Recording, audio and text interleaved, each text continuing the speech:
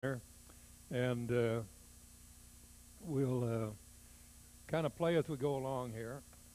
I'm one that likes to wear a face shield for any turning I do. If I'm at home, I'm wearing a AirMate, which is a helmet with a face shield on it and breathing on the back so I don't get any sawdust in my lungs. You have to take care of yourself. So, we're going to play with this thing a little bit. As you can see, it wobbles.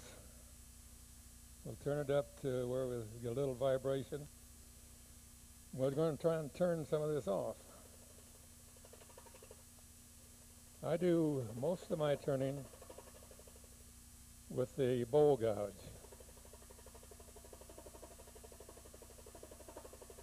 It happens to be one of the tools that I can work with without a whole lot of thought and what I need to do next.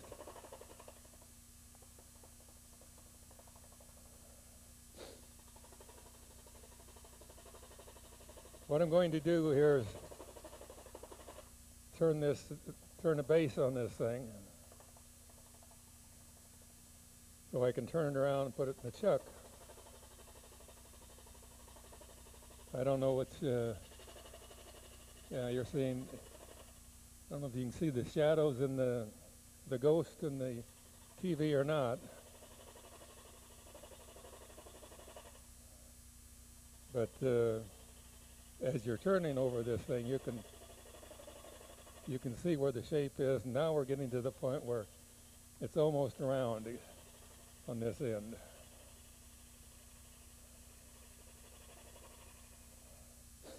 So we'll turn it off and take a good look. And no, we got a long ways to go yet.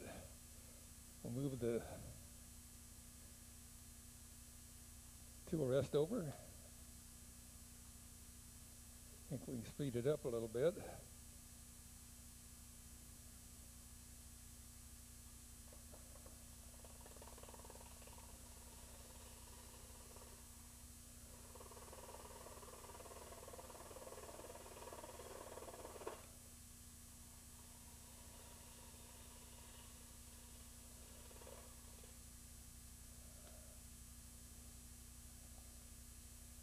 Almost there, almost.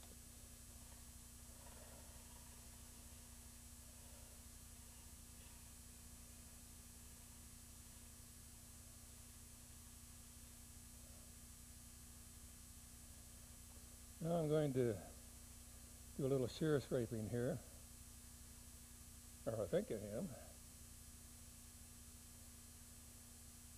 Tool rest isn't very good.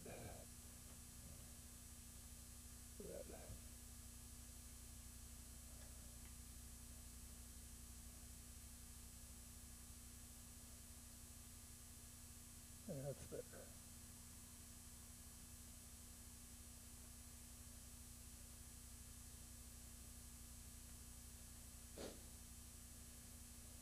Okay, now I want to put a tenon on this end so that I can put it in the chuck.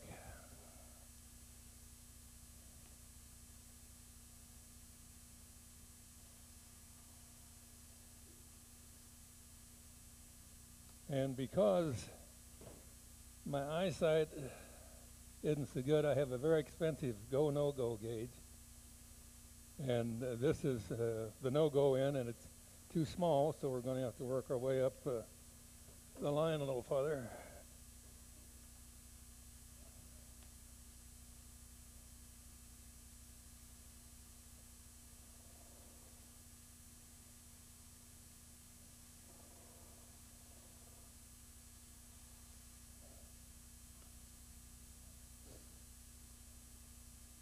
Still too small.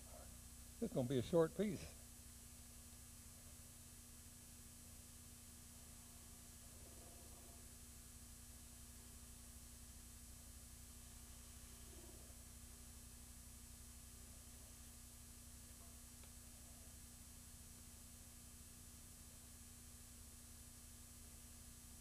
I didn't realize I had such a small piece of wood. Well, we'll make it work.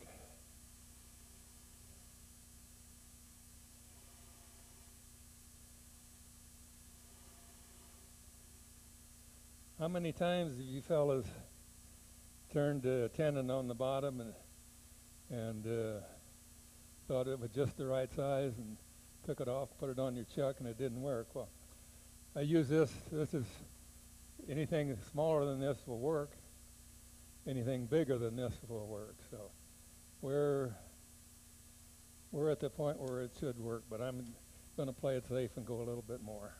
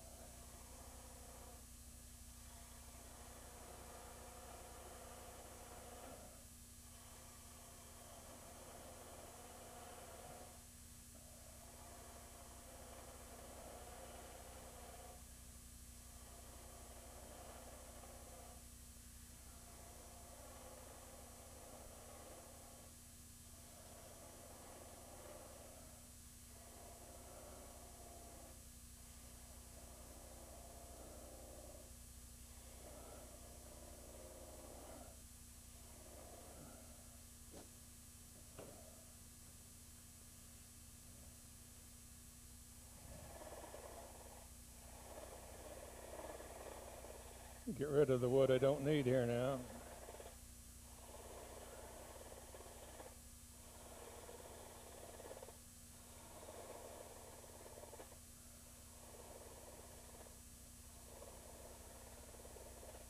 You notice that in my stance, I keep the tool up against my waist or my hip, and much more control that way. And if you start doing something like this,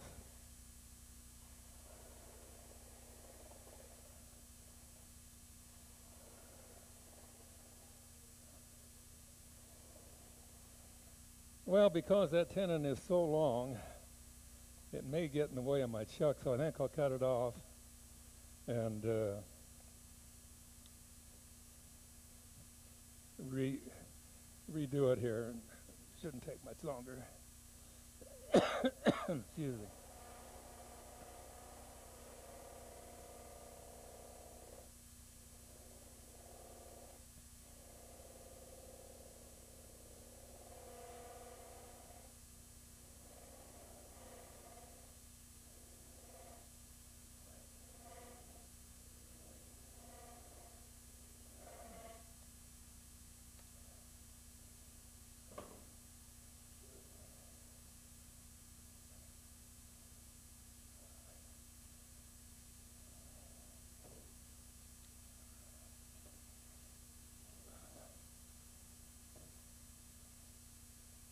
Out here where you can see what I'm doing. Just going to take and get rid of that. Now I know that this will fit into the chuck. All right, but I may not get it back at quite its center, so I'm going to go ahead and put it on here and return my tenon just to be sure.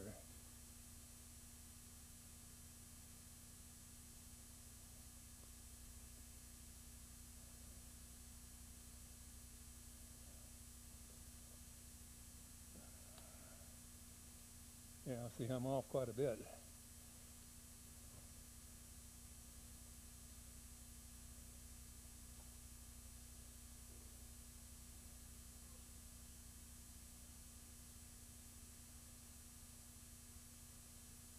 And then once I get the point in there, I'm not going to be able to get it where I want it.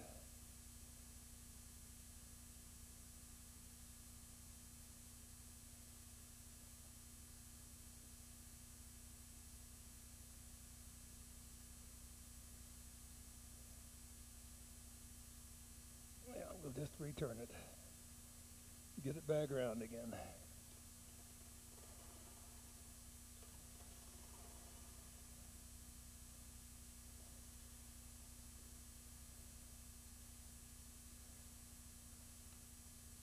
Double check to see if it will still fit the chuck, and it will. But we'll turn the rest of it out.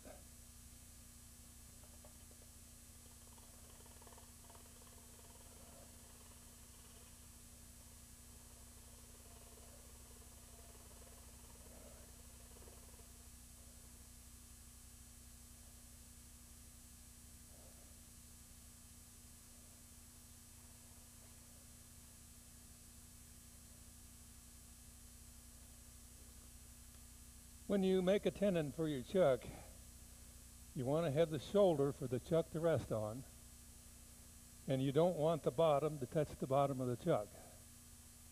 You get much stronger holding power if normally the chuck is a ½ an inch deep, so you need about 7/16. Here I've got a good ½ of an inch, which is enough to hold this piece. So now I'll start working on the other end and see if I can do something with it.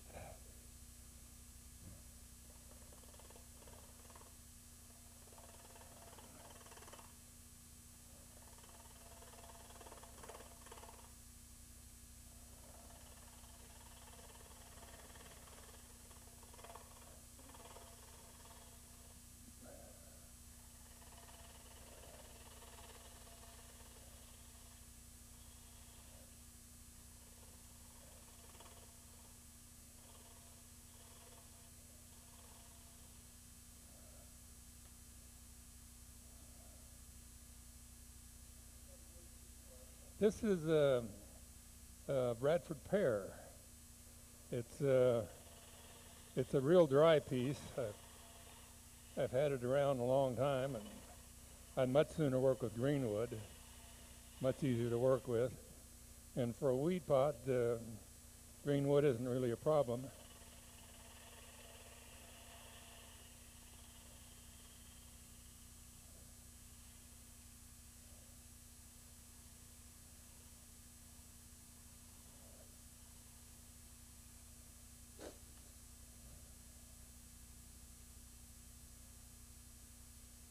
Okay, we're getting closer, getting about ready to turn it around.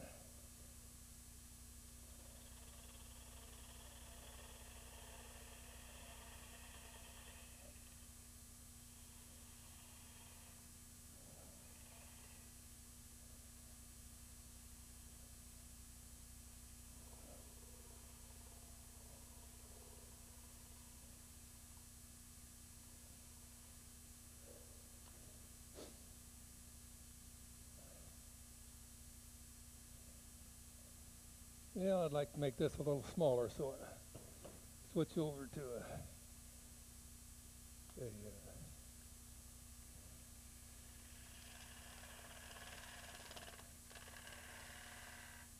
spindle gouge here.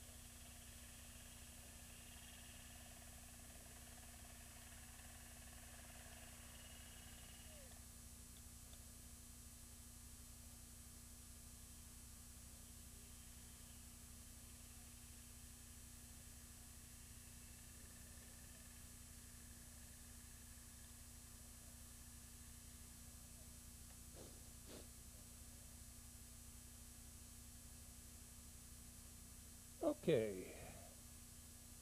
not too bad. Take a little sanding to smooth out a little of that, but we can do that.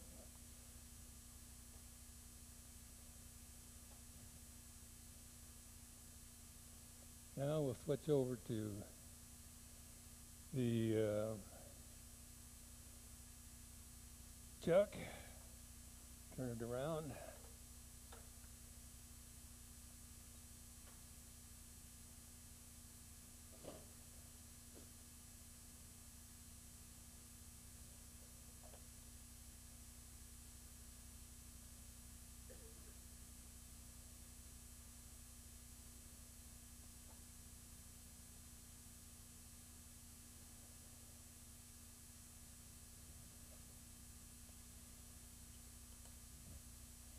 when you're not working in your own shop, you have to stop and think where things are.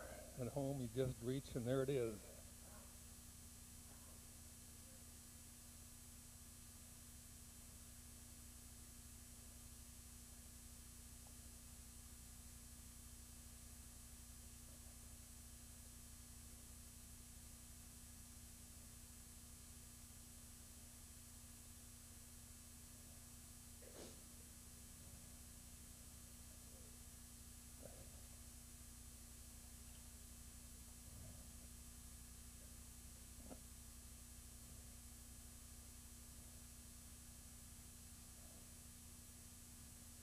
Now, for safety's sake, I'll still use the tailstock here for a little bit more. You notice this tailstock goes right into where the drive was before.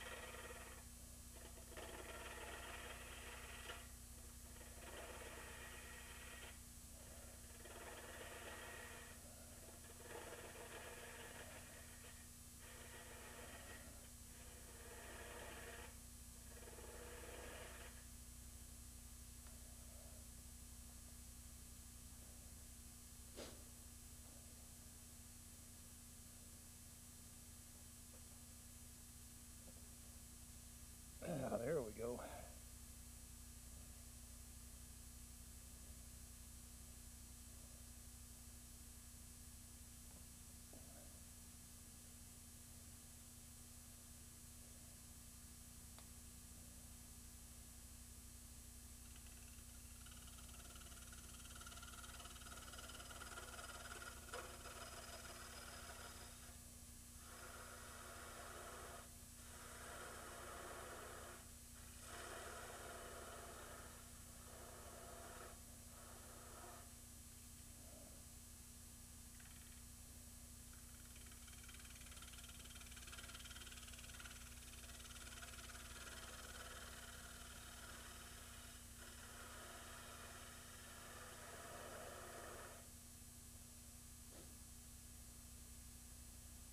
Stop and look every now and then to see how we're doing. It could be a little thinner. We'll take a little more off.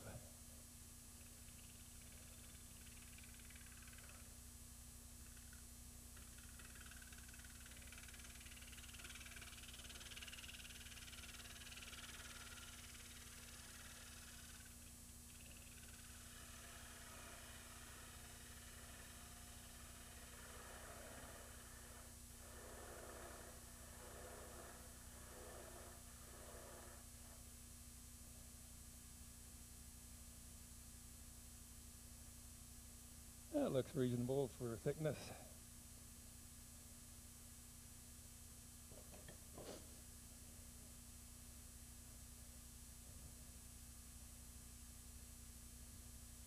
In my experience in turning, when I first took my lessons, I said, oh, I just want to learn to turn.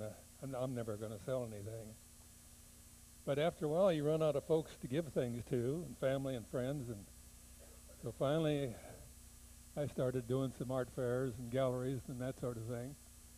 And I'd hate to have to make a living at it, but it's been a good experience. I think we got quite a few in the club who are getting into the same position now. They've made things, they've got better, and they're getting ready to try some galleries and art fairs.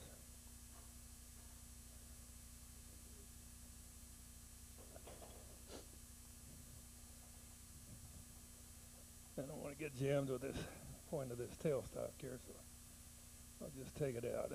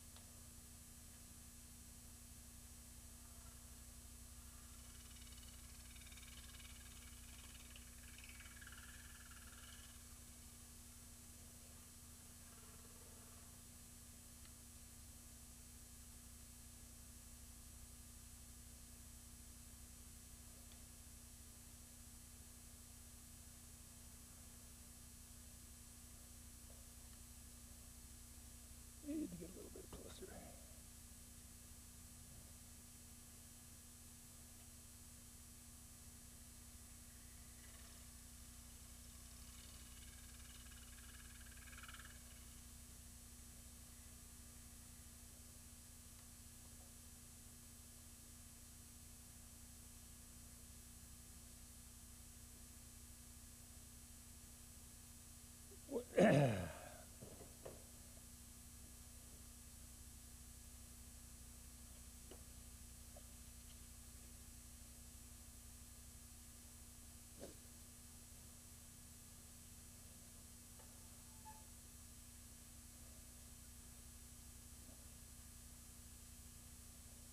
Hate sanding, but you sometimes have to do some of it.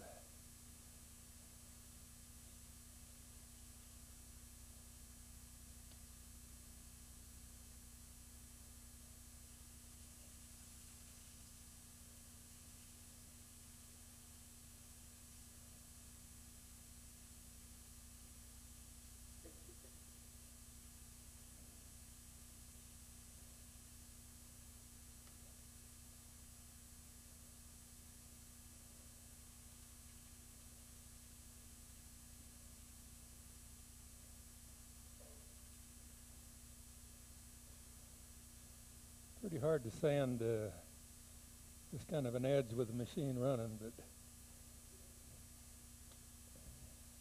you can get a little of it.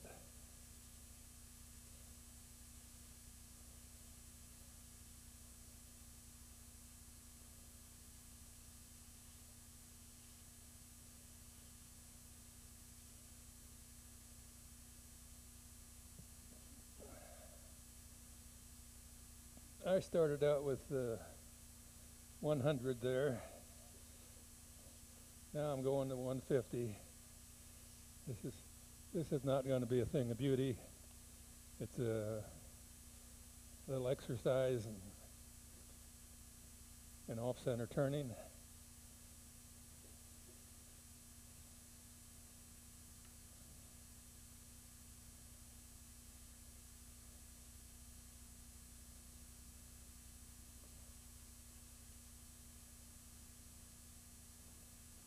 Now at this point, we could go ahead and hollow it like a regular vase, or we're going to do what I'm going to do, which is drill a hole and put a thing in there to hold the live flower.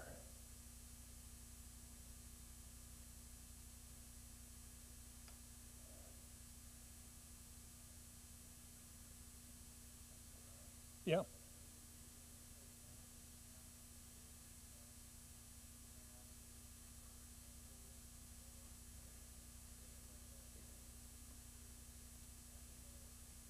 Uh, the, you have to decide how close you want your hole to this edge. So the more you cock it, the closer the holes get to the outside, the longer this gets. Um, it's just a matter of doing it. I mean, it's one of those things where you can't hardly go wrong.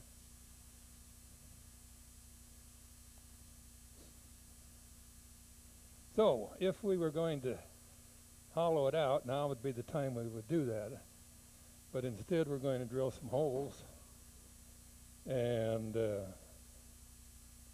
put a little flower thing in it.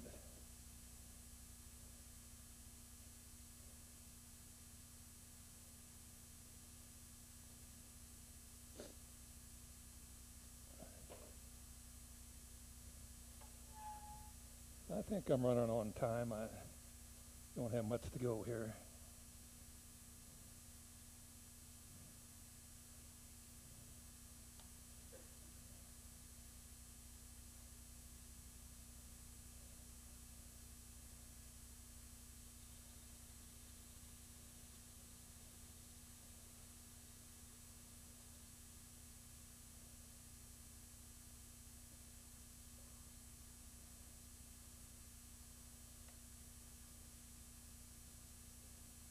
These are little flower things that you can buy at the flower shop. They're a little tube with a cap. It's got a little tiny hole where you can put the stem of the flower in it. You put water in there, put the cap back on. Need to go just a hair deeper there.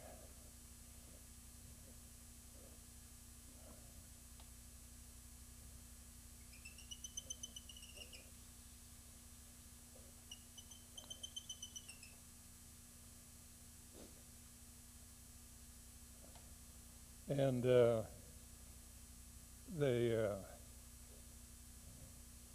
I thought the first ones I bought were only like 15 cents a piece, but the last bunch was 35, so I don't know whether I got into the wrong flower shop or what. That isn't what I want.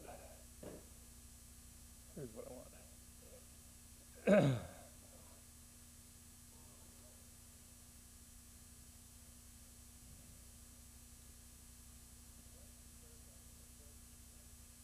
Well, because this cap is the same size as the cap. I mean, the forstner bit the same size as the cap. When I get it right, I can drill the hole as deep as I want. I don't have to be careful about that so that it drops in too far. Pardon? Yeah, the top being wider will keep it from falling too far in there if I drill too deep.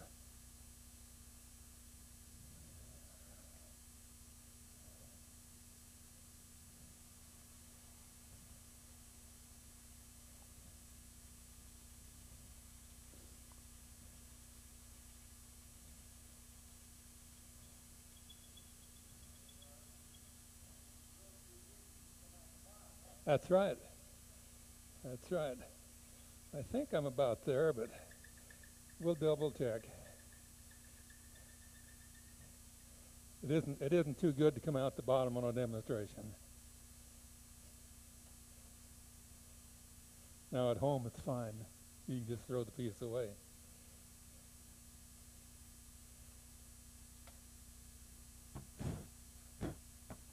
Blows better. Blows better that way.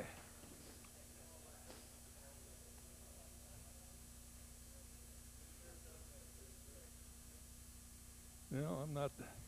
Need to go another half an inch or so.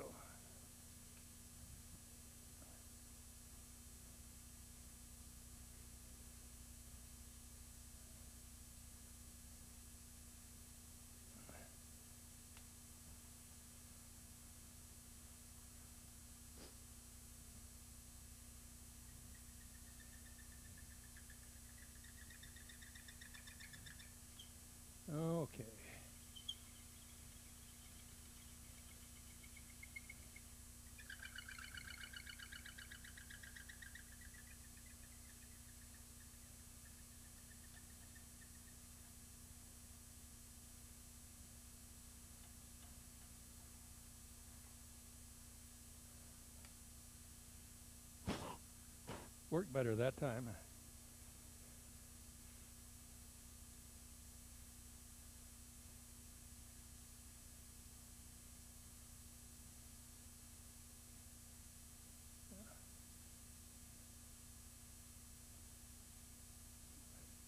Yeah, we'll take it out later. The top end is now finished. Now I got to turn it around and do the bottom.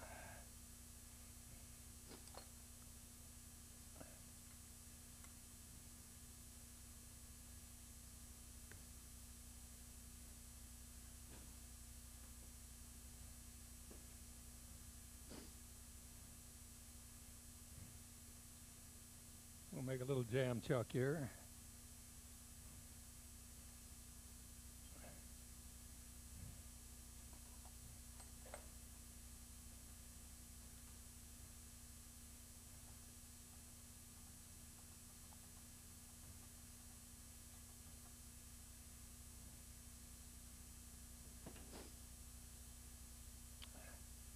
Let's see. We need this.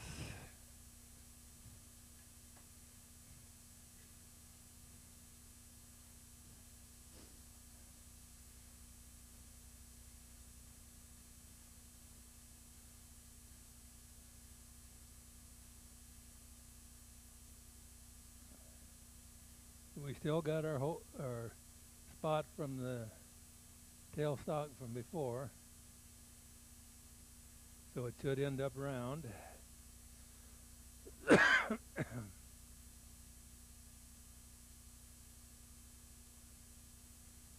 guess it helps lock your tailstock down.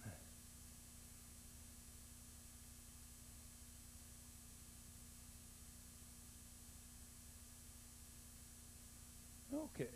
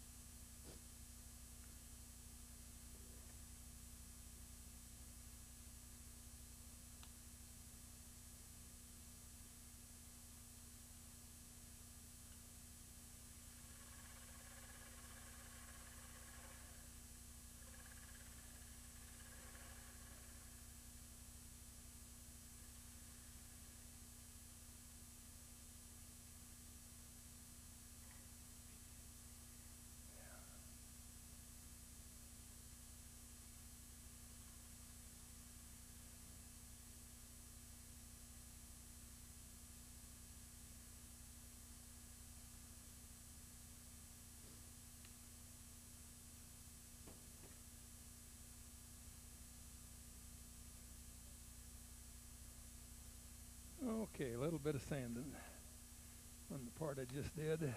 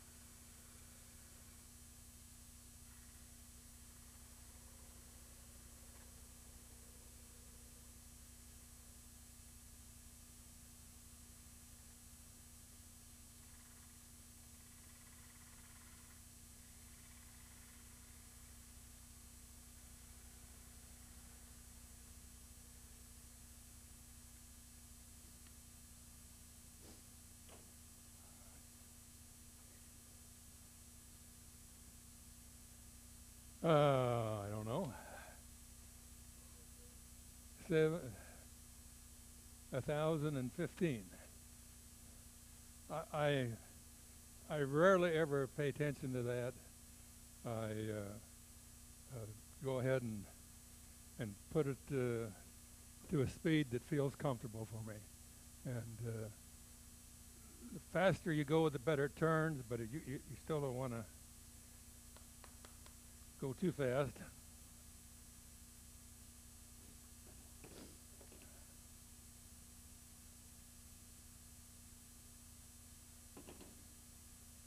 Okay, well, let's see. Let's put one of these tubes in here. And I just happen to have a real live artificial flower. So this is what you can do with that.